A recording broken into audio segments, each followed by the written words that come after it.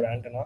And yeah, இந்த மாதிரி ஒரு டிவைஸ் வச்சு தான் உங்களால் வந்து both mount remote packet injection, wifi deauth based attacks, இந்த மாதிரி ஒய்ஃபைல வர எல்லா அட்டாக்ஸுமே நம்மளால இதில் பண்ண முடியும். ஒய்ஃபை செக்யூரிட்டி டெஸ்டிங் ஒர்க்ஸ் நம்ம இதில் தான் பண்ணுவாங்க.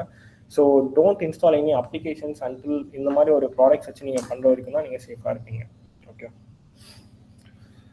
So yeah guys, likewise FM radio hacking and hijacking வந்து வெபினாரில் வந்து என்னால் கண்டக்ட் பண்ண முடியாது. Because I need to buy some proper authority கிட்டே நான் வந்து பெர்மிஷன் வாங்கி தான் பண்ணணும். ப்ளஸ் நான் இப்போ ஒரு காலேஜஸ் இல்லை அங்கே போய் பண்ணுறப்போ அவங்க இருக்க ரேடியோ சிக்னல்ஸை கேப்சர் பண்ணியிருக்காங்க, நான் பெர்மிஷன்ஸ் வாங்கிப்பேன். பட் இப்போ என்னால் இங்கே பண்ண முடியாது.